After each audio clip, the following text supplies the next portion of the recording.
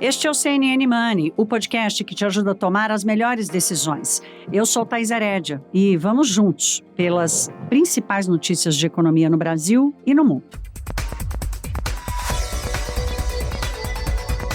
Ô, turma, a semana está começando, pelo menos para a economia, com as atenções voltadas para lá fora, para a economia internacional. Já abrimos a segunda-feira com a China decidindo pelo segundo movimento de queda dos juros em uma semana, baixando as taxas para os empréstimos. A China, de todas as frentes de crises que ela enfrenta, começar pelos lockdowns da Covid-0, e enfrentamentos com Taiwan, Estados Unidos e uma perspectiva de crescimento muito baixa, a mais preocupante hoje entre os analistas é o que está acontecendo no setor imobiliário. Nós estamos vendo lá os enormes calotes, os calotes em massa que têm acontecido de chineses que compraram imóveis, não estão recebendo seu patrimônio e, portanto, estão deixando de pagar. Então, o governo chinês tentando a todo custo, o mundo inteiro subindo juros e o governo chinês baixando juros na tentativa de conter esse descarrilhamento no mercado de crédito. Bom, essa foi a partida da economia lá fora. Sempre falta um pedaço de informação sobre a China, né? Nem tudo é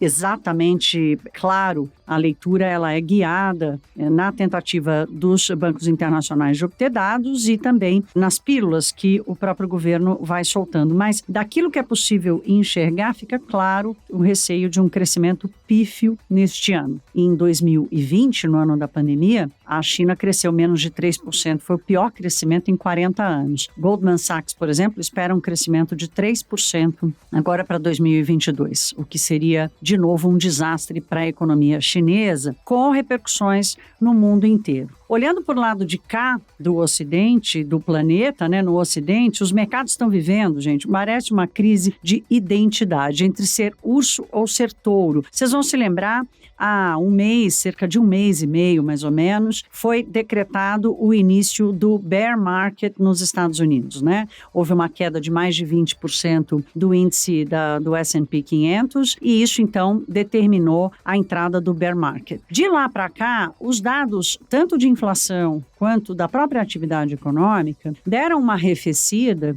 e a turma ganhou um fôlego achando que, olha, talvez o ciclo de aperto não seja tão duro, talvez a retomada da inflação não seja tão difícil e outro, talvez a recessão não chegue com tanta força. E houve uma recuperação fortíssima do mercado acionário nos Estados Unidos nas últimas semanas. O que aconteceu na semana passada, a ata do Fed, nós tratamos bastante disso aqui, a ata do Fed trouxe uma leitura mais dovish, mais suave. E as apostas para um aumento de 0,5 ponto percentual no juro americano agora na reunião de setembro, que falta um mês exatamente para essa reunião acontecer, abriram mais espaço para um rally dos mercados. Aí o que aconteceu? Os diretores do Fed apareceram para dar aquele pito, fizeram isso na quinta-feira, tratei disso na sexta, e fizeram na sexta-feira de novo, dizendo, olha, escuta, vocês estão loucos, né? Não tem espaço para imaginar que já está na hora de arrefecer o ciclo de aperto monetário. Aí o que aconteceu? Os mercados todos tiveram uma queda forte na semana passada. A abertura dos mercados hoje já indicavam também uma abertura negativa por causa disso. A Reuters fez uma pesquisa para tentar medir a expectativa sobre a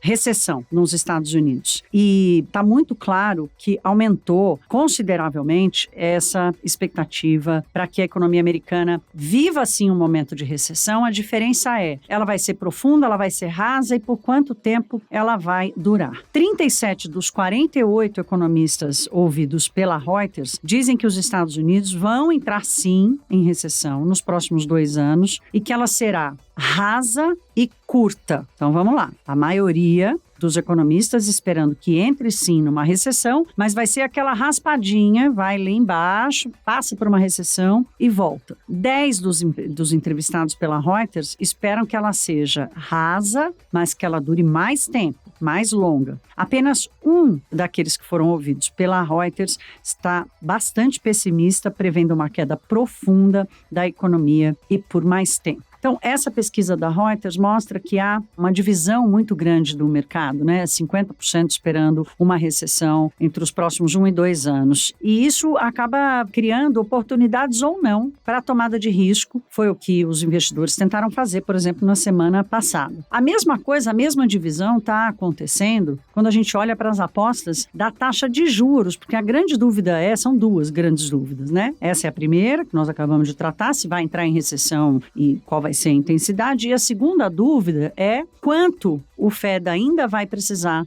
subir dos juros. Qual vai ser esse movimento? Semana passada, o James Bullard, que é o mais hawkish dos diretores do Fed, disse, olha, eu estou muito inclinado em promover uma terceira alta de 0,75 percentual na taxa americana, porque a inflação não está domada. 8,5% ainda é uma inflação altíssima e há um movimento no mercado de trabalho ainda muito forte de aumento de salários, o que faz com que a inflação dure mais tempo, como a gente sempre fala aqui. O CME Group, que é uma outra entidade americana que coleta a expectativa dos mercados e dos analistas para o ciclo final do aperto monetário nos Estados Unidos, hoje coloca o seguinte, 51,5% acredita que o juro vai parar de subir entre 2,75% e 3% ao ano, o que é uma taxa considerada um pouco contracionista, mas mais para neutra, e 48,5% prevêem uma taxa entre 3% e 3,25%. E não tem ainda uma leitura de quanto tempo isso duraria, né? Se vai já começar a promover uma queda no meio do ano que vem. Então, tá vendo que só tem dúvida, minha gente? Só tem dúvida no cenário. E aí eu quero convidar vocês o seguinte, nós temos que juntos esperar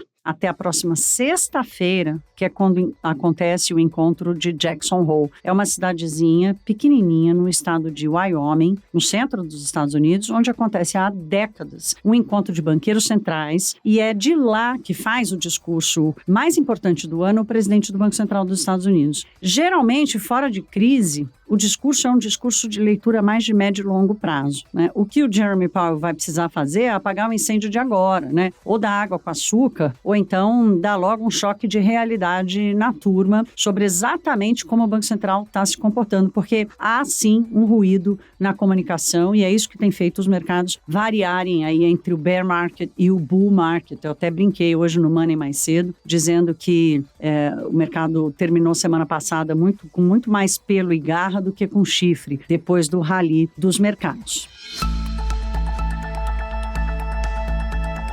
Aí eu te pergunto, o que o Brasil tem a ver com isso? Vou citar um outro relatório aqui da Capital Economics, mostrando que aqui na América Latina, os países que apresentam hoje o maior risco, por exemplo, para câmbio, são Colômbia e Chile, que estão vivendo uma transição política de muita dúvida, né, com uma radicalização à esquerda. O Chile vai passar por um plebiscito para decidir sobre a sua Constituição, se vai mudar ou não, e a Colômbia também, com um novo governo. Então, portanto, são os dois países apontados ali como os de maior risco agora aqui na América Latina. O Brasil segue um pouco correndo por fora e temos alguma motivação para isso. Primeiro, a maior taxa de juro neutro do mundo, né? Uma fotografia da situação fiscal, das contas públicas, positiva. E eu faço questão de ressaltar a fotografia porque é com o filme que o mercado se preocupa, é com a trajetória das contas públicas que o mercado se preocupa com relação às campanhas ou às promessas de campanhas que têm sido feitas pelos dois principais candidatos, né? Então, aumentar o Auxílio Brasil permanentemente, reduzir imposto de renda, manter isenção de impostos para combustíveis, isso tudo custa uma fortuna e não tem espaço no orçamento para hoje. Então, entre aproveitar o momento agora e aproveitar, inclusive, um momento positivo da economia brasileira, que vai crescer mais este ano,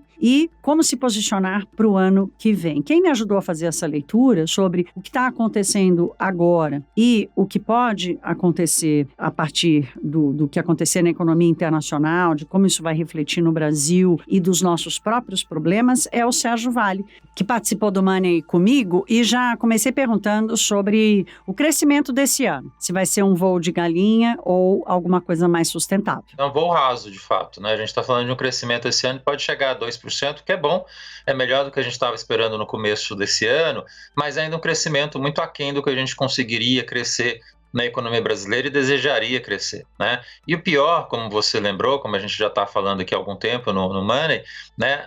Ano que vem é o grande desafio. Ano que vem, muito provavelmente, a gente vai ter um crescimento mais baixo do que a gente está vendo agora, na casa de 0,5%. O mercado está começando a ficar cada vez mais preocupado, baixando as expectativas de crescimento no ano que vem.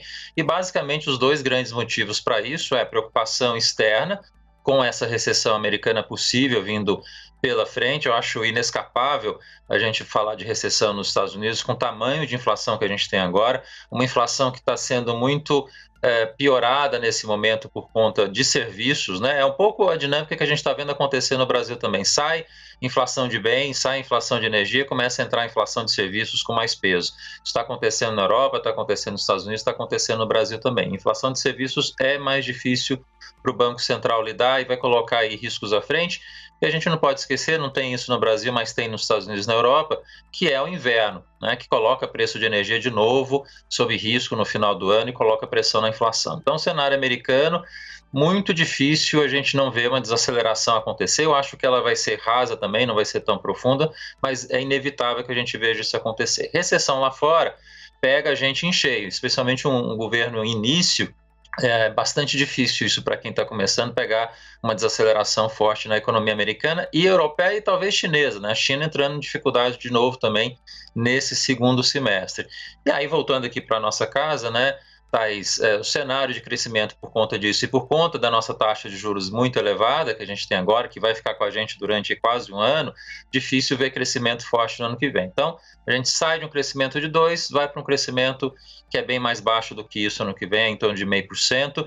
Talvez eu esteja sendo otimista, pode ser que seja de fato pior do que isso no final. Outro ponto que eu tratei com o Sérgio foi sobre exatamente o que eu falei no comecinho, do Brasil ser aí uma oportunidade, né, de investimentos de curto prazo, desse capital mais especulativo que vem se aproveitar aqui da nossa taxa de juros, né? Porque o juro real brasileiro hoje, das economias daquelas que são passíveis de receber investimento, né, que tem um mínimo de transparência nas suas políticas e tudo mais, o Brasil tem o maior juro real do mundo. Então, existe um espaço, mesmo diante dessa turbulência lá fora, para aqueles investidores que querem alocar ainda, se manter ainda em países emergentes, em capital que tem mais risco, enquanto o Fed não se resolve, o Brasil está ali figurando entre os mais atrativos. E o Sérgio Vale fala um pouco sobre isso também, do perfil desse investimento e de como ele pode influenciar na economia brasileira. Acho que o capital de curto prazo consegue atrair por conta do diferencial de juros que ainda é favorável. A gente tem uma Selic muito elevada, em que pese a alta de juros que a gente vai ver acontecer nos Estados Unidos, mas capital mais de longo prazo, que é o que a gente sempre gosta aqui de vir a acontecer, né, de entrar aqui com mais intensidade, por conta desse risco eleitoral de segundo semestre, o que pode vir pela frente, por conta de risco fiscal, o que vai ser o crescimento da economia brasileira nos próximos anos, que está sob risco também. Eu tenho um pouco de ceticismo e pessimismo, infelizmente, com esse perfil de investimento estrangeiro direto, esse investimento de longo prazo que possa vir para o Brasil. Eu acho que não só Colômbia e Chile estão sob risco agora, eles têm suas características por conta dos governos que estão lá, mas a gente também tem a nossa questão fiscal e a nossa questão política, que eu acho que vai ser um impeditivo para a gente pensar em altos voos de investimento, que, aliás, isso ajuda a explicar esse crescimento baixo que a gente está vivendo nos últimos anos e vai continuar vivendo pela frente também, Thaís. É isso, minha gente. O CNN Money vai terminando. Lembrando que essa semana, claro, teremos foco muito nas eleições, mas vou continuar acompanhando o que está acontecendo na economia internacional. E quarta-feira teremos IPCA 15 de agosto, que pode confirmar a expectativa de uma nova deflação do índice oficial neste mês. E teremos o CAGED de julho, a expectativa para mais um mês de uma criação forte de vagas no mês de julho, com um patamar acima de 220, 230 mil empregos com carteira assinada gerados em julho. Vamos trazer todos os detalhes aqui. Amanhã eu estou de volta. Até lá, se cuidem. Um beijo e até.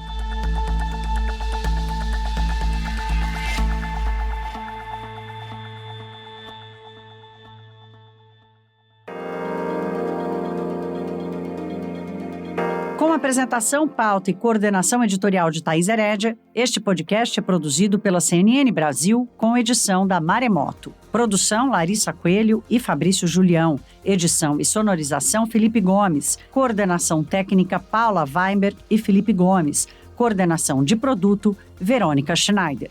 Você também pode ouvir o CNN Money no site da CNN Brasil.